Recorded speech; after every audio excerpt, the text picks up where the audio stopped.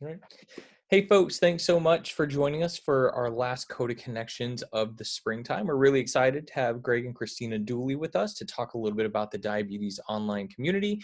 They're big advocates for type 1 diabetes, and they're the parents of triplets that have been coming to camp for probably 4 or 5 years now, or longer, I think, Isa, Mia, and Max. So thanks so much for joining us, and go ahead and take it away. Great. Well, we'll introduce ourselves. I'm Kristina. I'm Greg, obviously. Obviously.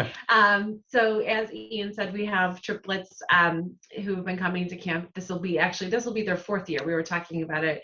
And we've done family camp as well, and which was really, really fun. I totally I plug that all the time.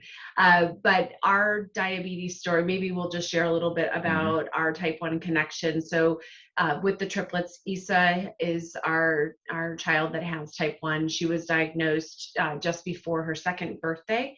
And so I was just saying to Ian before this that she doesn't remember life without diabetes. So for her, it's just is what it is.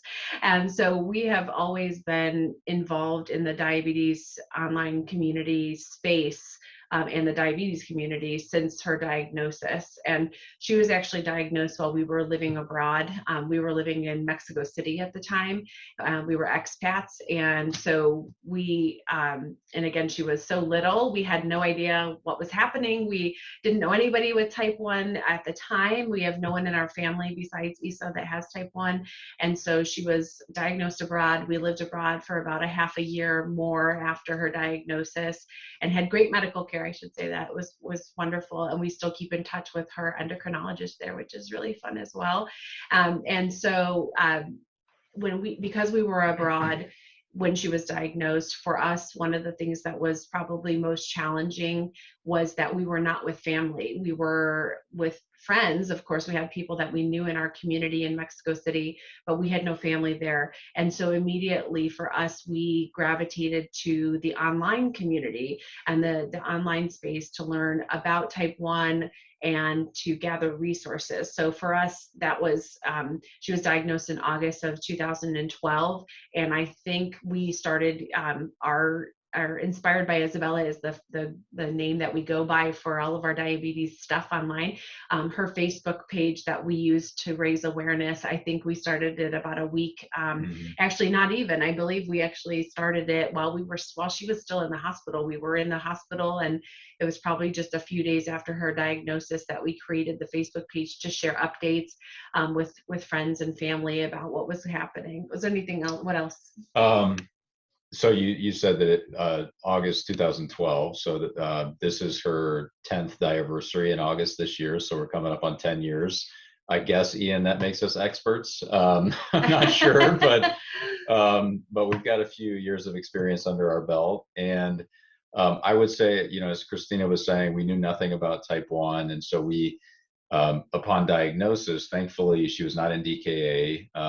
Had we waited a few more days to go to the hospital, that may have been the case. But we had a really great pediatrician who I think recognized the symptoms that we had described. We had a few concerns, and now looking back, the classic symptoms of type 1 diabetes that we didn't know at the time, especially with a almost 2-year-old who's growing and still in diapers. So wetting the bed wasn't necessarily that abnormal for a for a 2-year-old.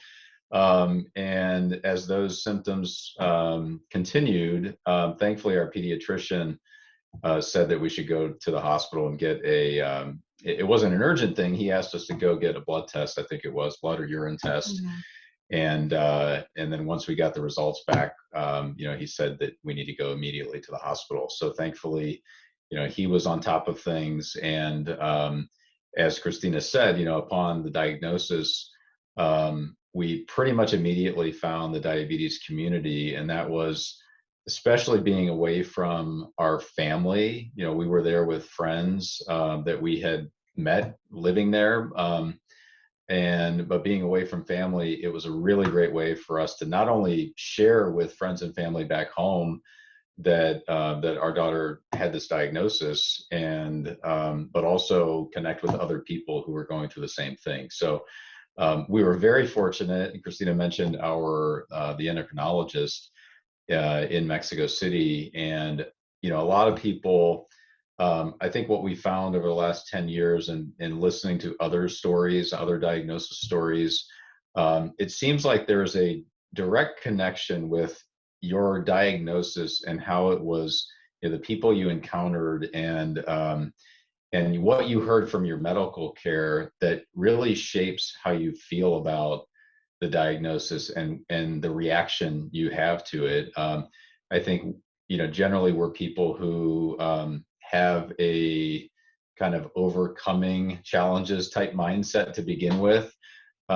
But this was certainly a new challenge and something we knew nothing about. And thankfully the endocrinologist, told us this is going to be a big, significant change in your daughter's life, in your life as parents, but your daughter's going to be just fine. And you're going to leave this hospital and you're going to, learn how to manage this day by day. And, I'm here to support you. And he actually connected us with others. He had himself a Facebook page that had a pretty large following in Mexico City. And he reached out while we were in the hospital through his social media platform. Again, this was 10 years ago, and said, "Hey, we have a newly diagnosed family that's in the hospital here.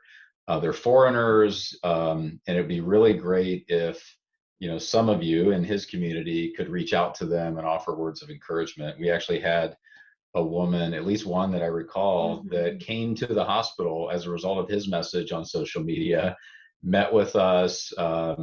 She had a number of people in her family, including her children and husband, that had type 1 diabetes. And really hearing her story and how they've overcome this challenge.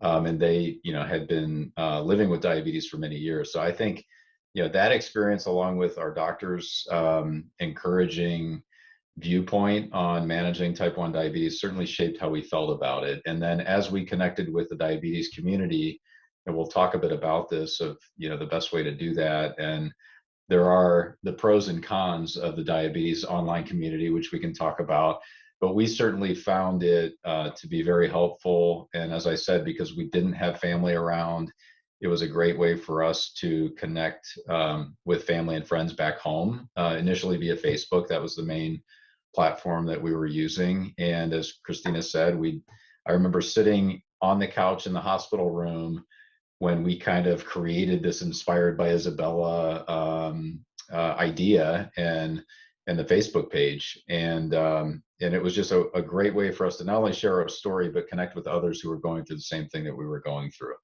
And that really gave us, I think, hope for sure, and encouragement that, we're not alone. There are a lot of other people out there that are dealing with this, have dealt with it, and have many more years of experience dealing with it than certainly we did at the time. And so it was certainly very helpful for us, and has continued to be helpful. Again, there are pros and cons, and we can talk about that, but I think that was kind of how we got started in the diabetes online community. And we have, we're going to share some resources that we think are valuable in the diabetes online community space. I'm going to go ahead and share my screen. Hopefully this works. Can you help me to do that piece? And Ian, are you seeing the slides up now? Is it showing it? Yes, yeah, it's coming in great. Okay, perfect. So we thought we would just share maybe some of the resources that we think are really good in the diabetes online community. Like Greg mentioned, when Isa was first diagnosed, of course, you start to Google, you Google all kinds of stuff. And again, keeping in mind, this was 10 years ago. So this was very early Instagram, probably still early Twitter. Facebook was really very popular. So that was our first, online space that we went to. There was certainly no Snapchat, TikTok, none of that was happening at that time. And in full disclosure, we are not Snapchatters or TikTokers. So there are great TikTokers though in the type 1 diabetes space. I will say that again, we're just maybe not hip enough to be to be connected with all those folks. So what we found was that there were a lot of Facebook groups that were helpful.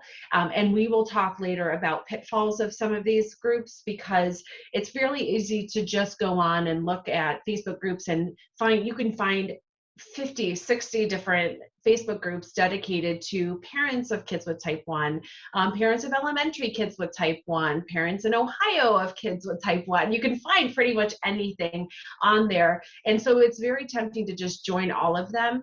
I will tell you, we were in that camp. We joined a ton of Facebook groups, some open, some private, and we have since scaled back significantly. Greg and I we follow very few Facebook groups because we've really pared down a lot of it based on our experience in terms of what we're seeing in terms of posting and all that, which we'll talk about in a second. But certainly just some things to think about depending on your devices that you use. There's some, or that your child uses, there's a lot of great Facebook groups that can provide support to you and give you tips. And I'll show you some examples of that in a second. There are some specific for moms, specific for dads, specific for caregivers in general. So there's a lot of really good Facebook groups that are out there. These are just some. So within the Facebook groups, a couple of things that I'll just mention, and then Greg, you can chime in if there's something I'm missing. Sure. But like for us, as an example, one of the things when we started using some of the devices with Isa, we were looking, for example, adhesive. Her Omnipods were falling off. We didn't know how to keep them on when she'd go swimming. And so, looking for things like this is an example of Facebook post, someone asking, what do you use over a Dexcom and what size thing? So this is where this kind of stuff is useful. Not that you couldn't certainly ask your endocrinologist or another diabetes provider of some sort. But if you need something very quick answer for something like that, or a simple thing like what I'm trying to think, like, what do you use to hold a cell phone when you're swimming? Because I need to put my I have to have my Dexcom with me. Those kinds of things are really helpful. Same thing here. So this is an old picture, but someone said, what does this mean? Looking at a screen on a device, when you're brand new to this, it looks like aliens have invaded this device and you have no idea what's going on with it. So sometimes it is helpful to go on and share, whatever the challenge is, and see if you can get an answer from the community that's watching. Again, some other good things. This one on the right is really good. I'm flying with my child. How do you keep your insulin cold? Like, there's questions like that. Some of this stuff is just general tips. And again, hearing from other parents is really helpful. And again, we'll talk in a second. Sometimes it's not helpful though. Sometimes you're really just seeking some basic advice. And as we know, people refer to trolls in the Facebook space. That could absolutely happen here, where people have an opinion. Everyone has an opinion about what you should or shouldn't be doing. And so you really have to have a thick skin and just know when to just ignore that kind of stuff, and when something is really valuable advice. The one on the left here, the image on the left, would anybody be willing to share their child's 504 plan? I will tell you, for us, we actually, this is a really interesting circle. Later on, I'm going to share a list of some of our favorite podcasts, because that is also part of the online community. And the creator of the Juicebox Podcast, which some of you might be familiar with, is someone that we've known for well, we only know him because of our kids' connections with type 1, but we met him really early on, and we were on his podcast. But when Isa first went to elementary school, he shared with us a copy of his son's 504 plan, because we were brand new. We had no idea even what a 504 plan was for. And so this kind of stuff is really, really helpful, that if you don't know anybody close to you where you can ask for some of that stuff, the diabetes online community can be helpful. Am I missing anything? Yeah. No, just to reinforce what you're saying, is pretty much anything that you are curious about, or problem you're having diabetes related, whether it's technology. There was one of the posts on what type of tegaderm do you use. There's people have rashes from some of these devices. Those are the kind of questions that it's very easy to find answers. And, you have to realize that most of these people using social media in these groups are not doctors and medical providers. So, kind of take it with a grain of salt, but at least gives you a starting place. And certainly if you do have questions, medical questions, then consult your doctor. But, our daughter, for example, kept getting a rash from her Dexcom, and we couldn't figure out what was going on. We posted on a couple of Facebook groups and got many, many different options or solutions to try, which we kind of went through a long list of options and finally found a solution that worked for us. And that was an example where we had talked with our medical team, and they couldn't really provide a solution because each person's skin is different, and so it's kind of a trial and error process. But those are the types of things that we found very helpful on in some of these Facebook groups in particular. So I mentioned that when we first started the diabetes journey 10 years ago, we did create a Twitter account for Inspired by Isabella. It's Inspired by Isa. It only has a certain number of characters, so we couldn't do Inspired by Isabella on Twitter. But that was actually a space where we started to connect with more so, I'd say, adults with type 1. And there's actually something called the DSMA chat, which is Diabetes Social Media Advocacy. And I'm not sure what day they do the chats now or how frequent they do them, but it's a chat that's online on Twitter where people join at a certain time once a week is what they were doing. And they would have a moderator, and you would be able to answer questions to things. So this is a great example here. It's moderated by a Twitter account called Diabetes Social Media Advocacy. That's hard to say fast. And they have a question there. If you receive 4 video or phone calls with a healthcare provider of a choice every year, how or for what would you use them?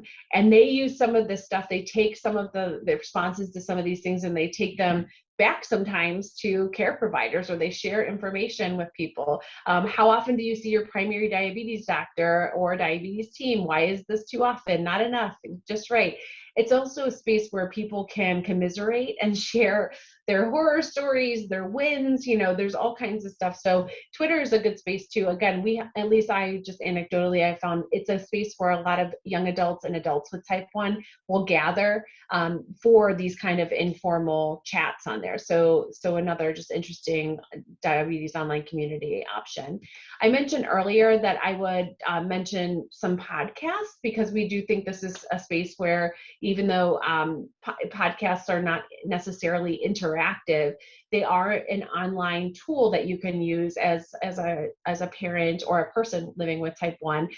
There have been so many great additions to the podcast space for people with type 1, for caregivers, for young adults. And these are just some of them. I mentioned Juicebox Podcast earlier.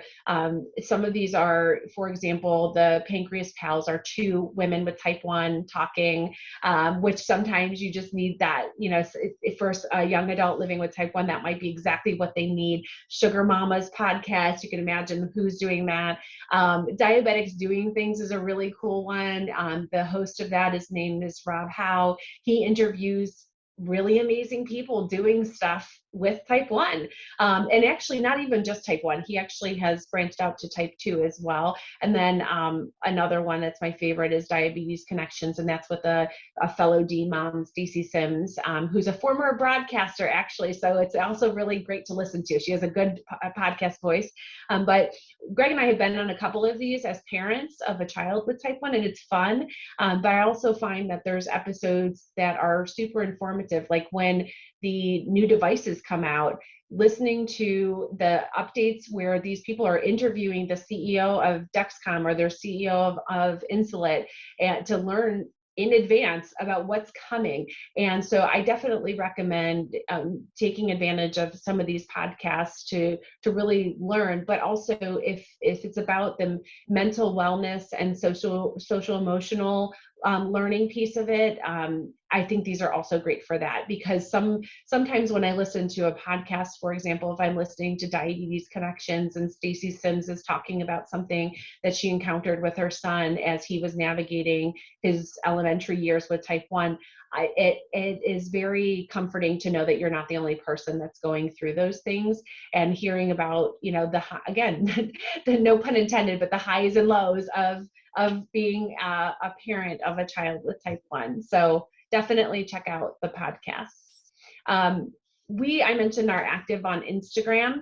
An interesting thing has happened, I'll say, in the last year or so, is our daughter is 11, so she'll be 12 soon.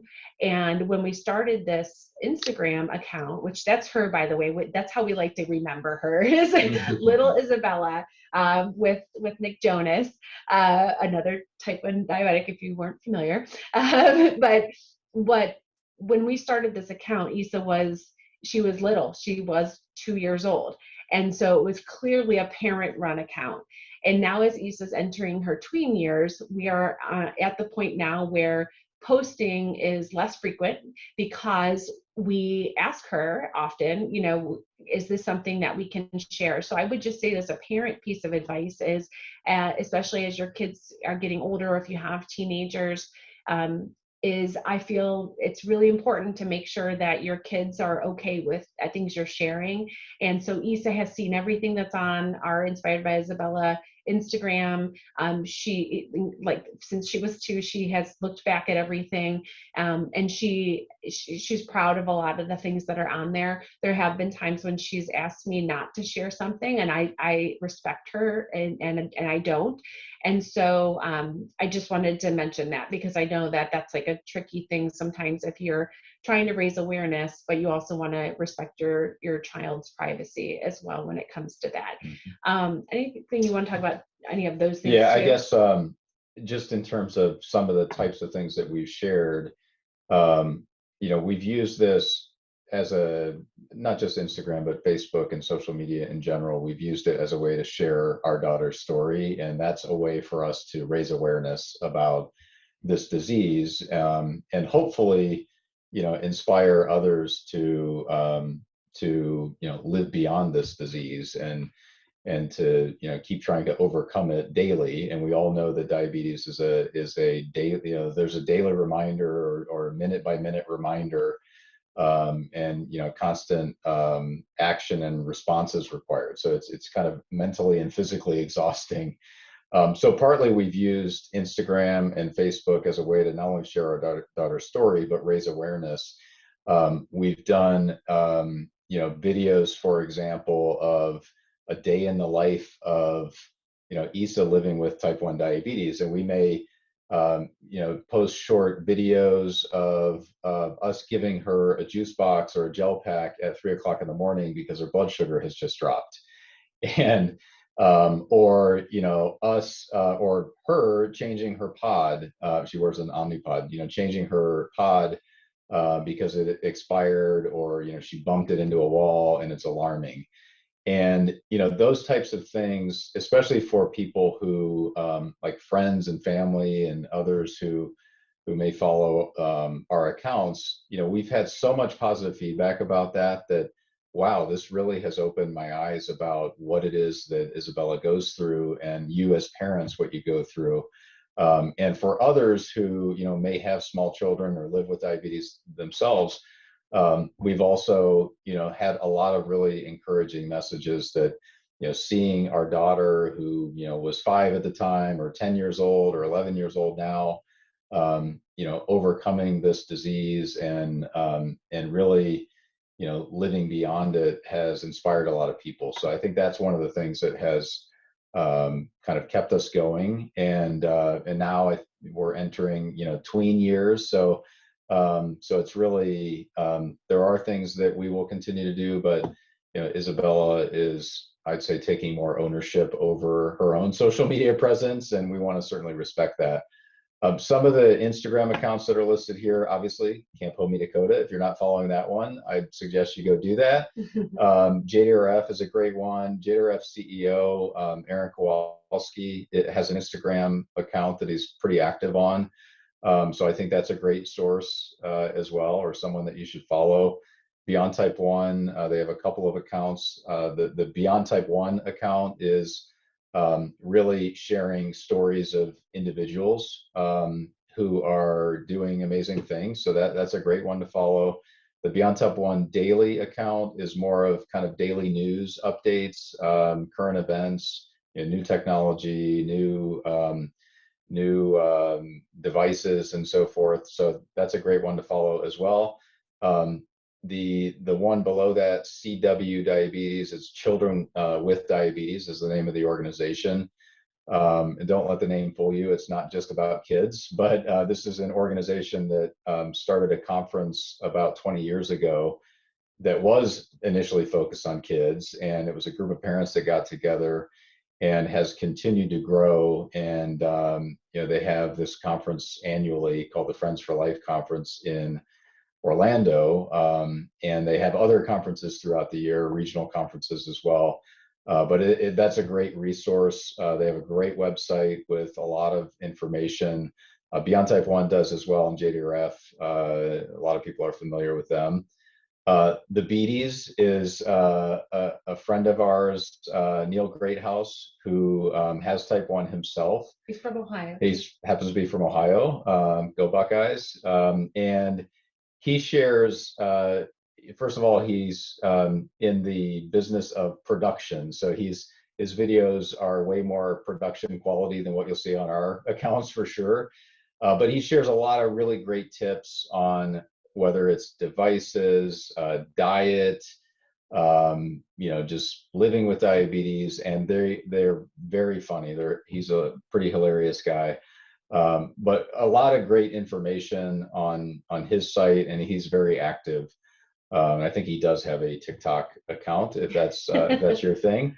Some of the hashtags below, if you're looking for accounts that you want to follow, these 3 hashtags here, T1D looks like me, Type 1, diabetes, there are many of them that you could search for that will, help you find accounts that you may be interested in following. So that's a good, something that you could search on Instagram or Facebook and, find posts and people that are on there that may be of interest to you. And one thing I'll add that Greg mentioned earlier about just what, like when we've posted videos or things like that or pictures, as an example, there was a time when Isa was hesitant to try new locations for her devices. And going on to Instagram and seeing other people putting, for example, their Omnipod on the back of their calf, like seeing people do that and it be okay. I think those kinds of things are really helpful for kids, especially if they see someone else doing it and know that it's, it's not maybe what they're expecting. And so Isa actually, in turn, she did that.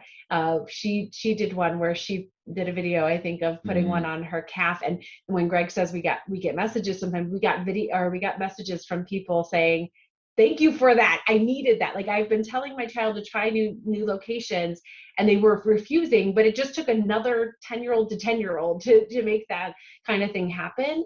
I also think, a lot of the diabetes accounts that you can follow on Facebook or Instagram or Twitter or whatever. One of the things that I do like is this connection piece where Greg mentioned Neil at the BDs. We didn't, before social media or before the diabetes online community, we have since have had the pleasure of meeting Neil in person, and he's just as funny and engaging as he is on his Instagram account. But one of the things I think is great is that meeting people in this online space, it's wonderful when you get the opportunity to meet them in person. And we have been able to do that with lots of people. We, before the pandemic in 2019, we were given an award through Diabetic. And so we were able to go to California for an award ceremony, and we got to meet all of these diabetes, I call them influencers. We felt like the old people in the room, I think.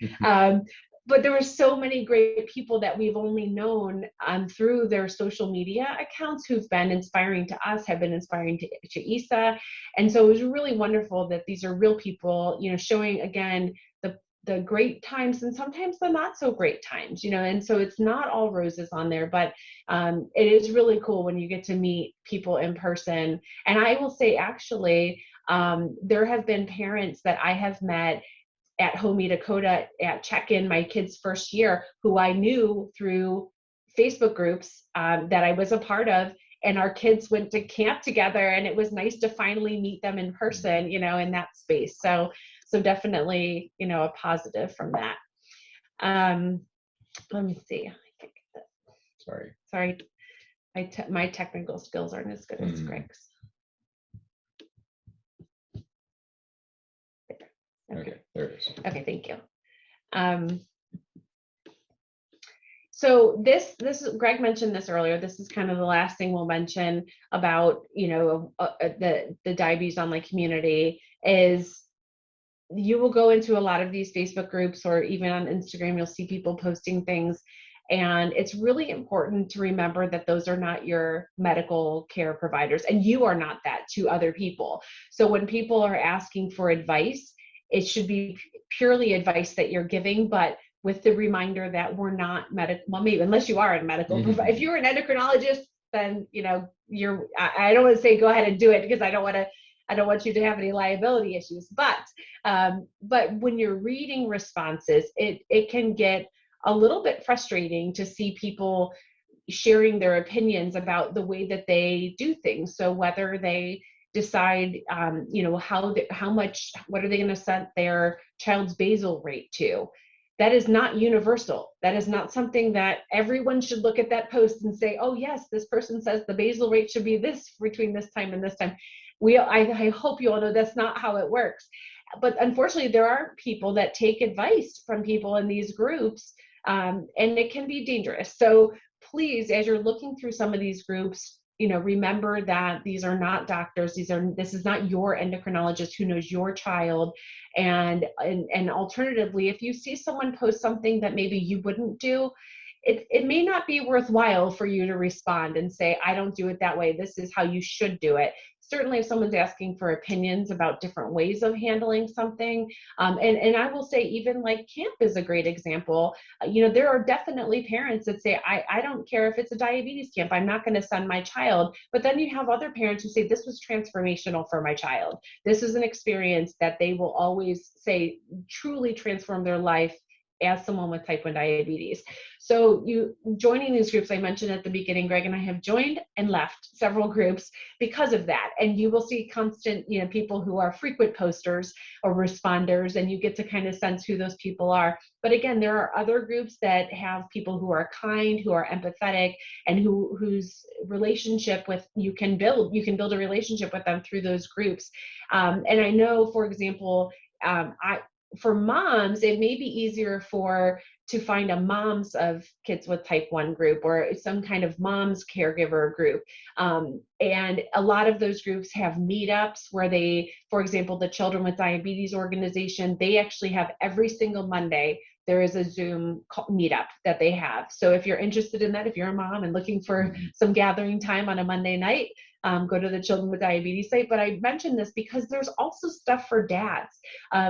There are a couple of groups that Greg has been in. I don't know if you want to mention like what any of the groups in particular. Yeah, so there's one that's on the page prior. There are several groups, but as Kristina said, there are probably many more groups for moms than there are for dads. And you know, there's a dads group that I'm part of. I think it's called Dads Battling Diabetes. And you know, the good thing about that is, I would say, compared to other Facebook groups, either that I've been a part of or that Kristina's been a part of, this is like a no judgment zone kind of Facebook group. You know, no one is judging anyone. And I would say that the best part about that group as a dad is just the encouragement. And you know, a lot of times it's not even diabetes related. Someone might say, hey, I'm going to be grilling steaks this weekend and, you know, sitting out on my deck drinking a beer. What are you guys up to? So there's just this connection that that, you know, these dads have through this group.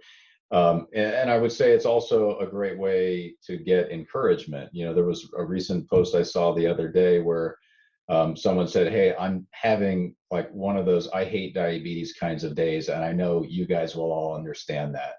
And that was his post. And, you know, there were a bunch of comments, you know, "Sorry you're going through this."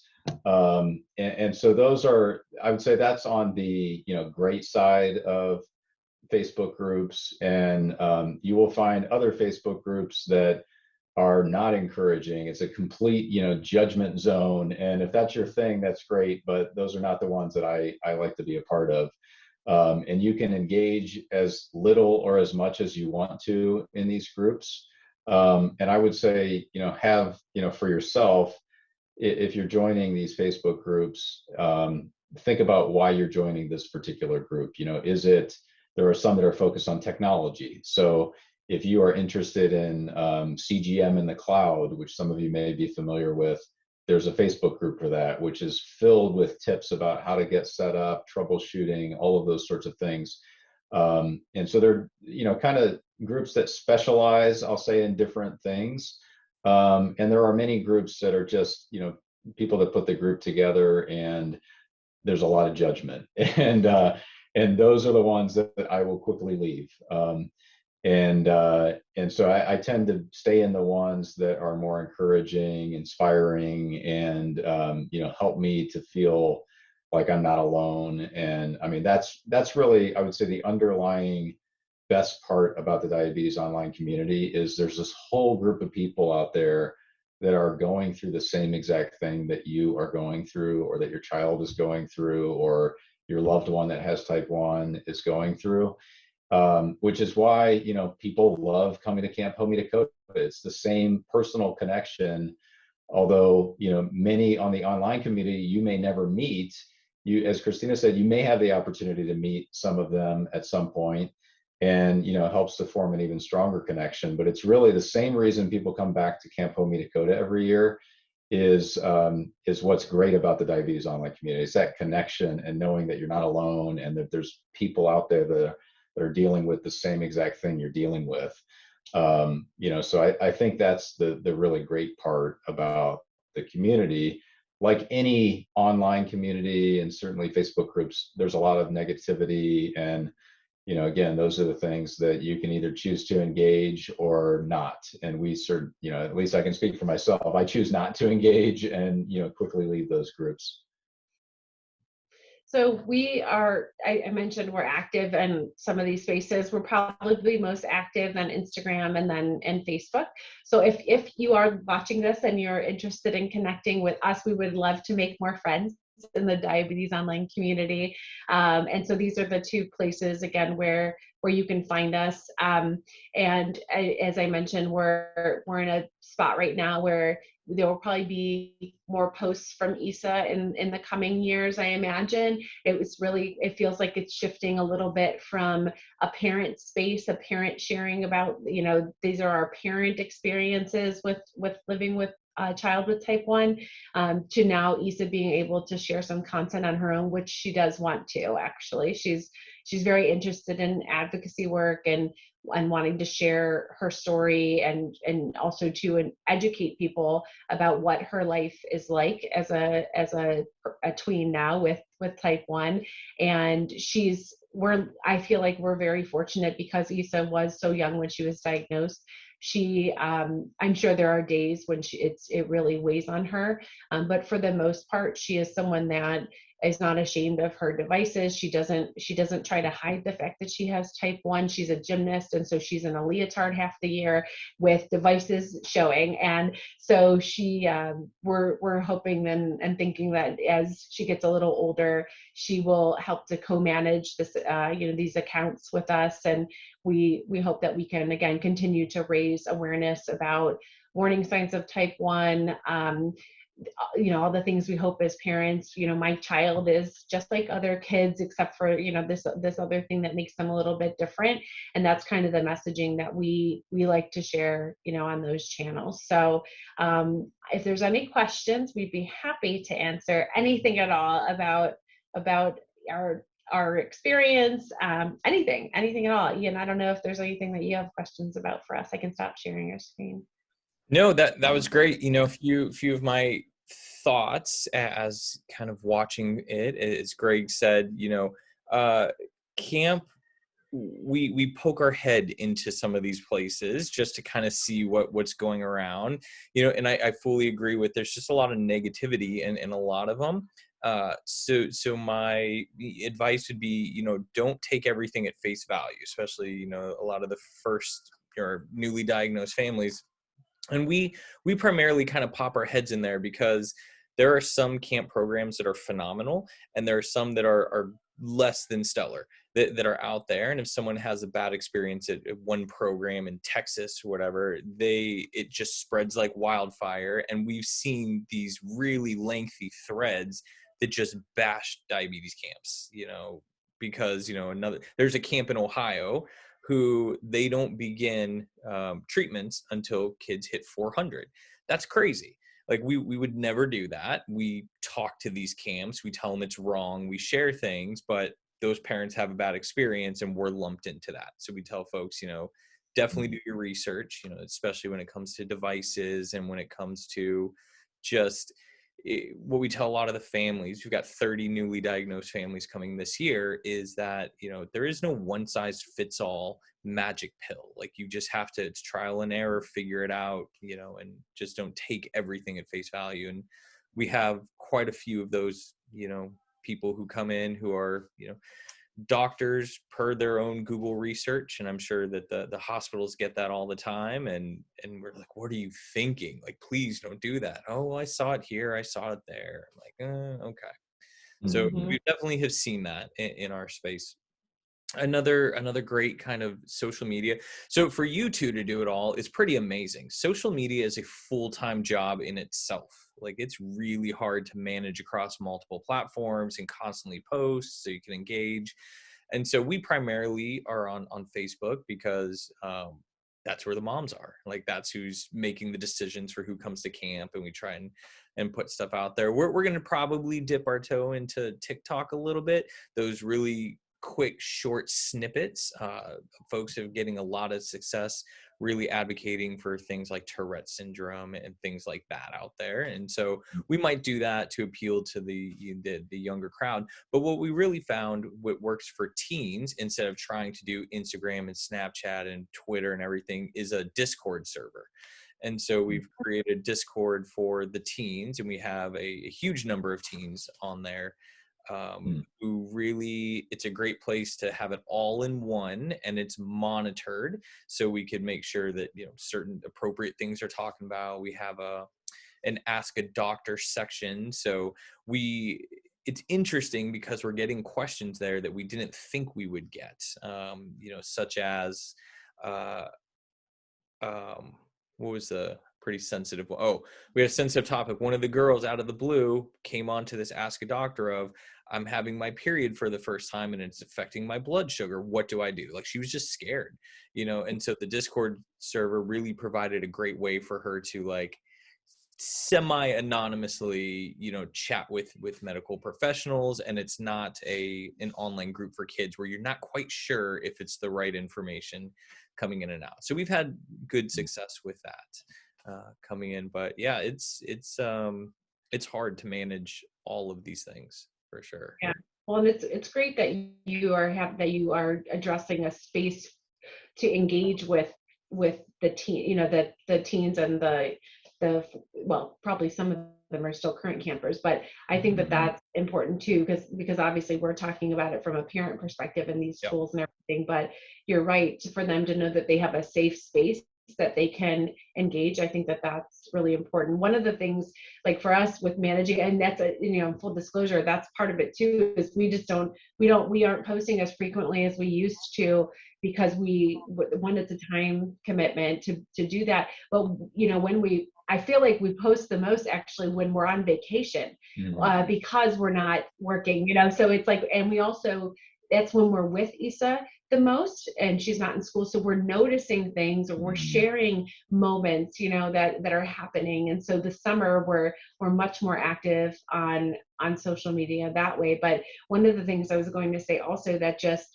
is kind of a perk of being on some of these channels is that what we have found, maybe aside from Nick Jonas, but a lot of the people who we'd say are like type 1 celebrities, athletes, musicians, actors, a lot of them actually engage with people on these platforms, so if you are writing about something and you're tagging a fellow person who has type 1 and who also happens to be like there was a woman who played for Baylor's basketball team who was like the phenom of the year. And I think we like tagged her in something, about like athletics and, managing blood sugars or something like that. And she responded immediately, and a lot of times that happens. It's kind of like, they're regular fans, they don't pay attention to, but like if, hey, we have this type 1 connection, let's connect that way. So we've actually, I would say it's always fun when you get like a follow or something from one of these people. You're like, oh my goodness, this is like a legit musician and they are following me, on one of these channels. So yeah, that's kind of a cool thing too. Yeah, that's great. Hey, Laura, do you have any thoughts or questions? Are you currently active on social media or have a few specific blogs or sites that you really follow? FTF Warrior is a gentleman that I watch a lot. He's kind of a diabetes, he's kind of trained himself to know exactly how to manage his own blood sugar, and now he's helping others. That's the main one that I listen to commonly. Okay. Yeah, that's great. Cool. Okay.